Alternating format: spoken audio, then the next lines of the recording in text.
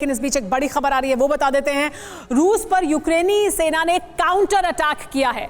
Ukraine ने रूस के BTR-82A टैंक को तबाह कर दिया है। यूक्रेन भी लगातार हमला कर रहा है रूस पर, और रूस के टैंक, उसके BMPs, उसके हथियारों को तबाह कर रहा है। BTR-82A टैंक को तबाह किया है यूक्रेन ने।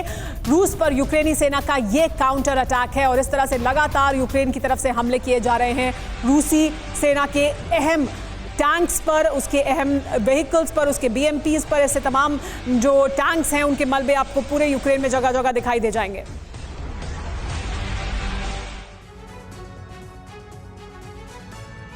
लेकिन एक और बड़ी खबर आ रही है, वो भी आपको बताते हैं। यूक्रेन में रूसी टैंक्स की नाकामयाबी के लिए चीन के टायर जिम्मेदार हैं, ये कहा जा रहा है। सस्ते चाइनीज टायरों की वजह से कीचड़ में फंसे रूसी टैंक, ये कहा जा रहा है। खराब चीनी टायरों के चलते टैंक्स का पथरीले रास्तों में चलना मुश्किल हुआ।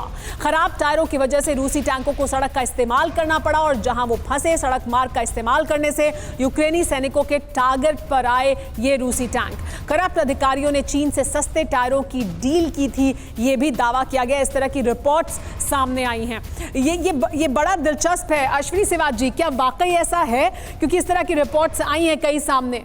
देखो, ऐसा है, सच्चाई ये है, अगर आप सेकेंड वर्ल्ड वॉर देखें, जब उसके बाद जर्मनी की फोर्सेज आई थी सोवियत यूनियन में, उनका सबसे बड़ा प्रॉब्लम यही था, क्रॉस कंट्री मूव नहीं कर सकते टैंक, क्योंकि वहाँ दलदल और मार्शी एरिया है, और उसके कारण जो ट्रैक व्हील हैं वो फंस जाती हैं। इसलिए जो रूस ने पहला अटैक किया था 24 फरवरी को, वो रोड के हिसाब से कीव में भी गए, खार्किव में किए, घेरा डाल दिया। मगर जब से जेवलिन मिसाइलें और स्टिंगर मिसाइलें मिली हैं यूक्रेन को, उन्होंने चुन चुन के इन टैंकों को मारा है। और यह भी सच्चाई है कि उनके जो स्पेयर पार्ट्स और मेंटेनेंस के हो सकते हैं जो चीन से मिले हैं, उनकी क्वालिटी अच्छी ना हो, मगर ये एक सच्चाई एक और है। इस लड़ाई ने बहुत बड़ी एक लेसन सिखाया है मिलिट्री कमांडर्स को कि जो आपके टैंक्स हैं वो वल्नरेबल हैं जब तक उनको इन्फेंट्री, आर्टी और अटैक हेप्टर साथ नहीं है। जिस प्रकार से रूस के टैंकों को चुन चुन के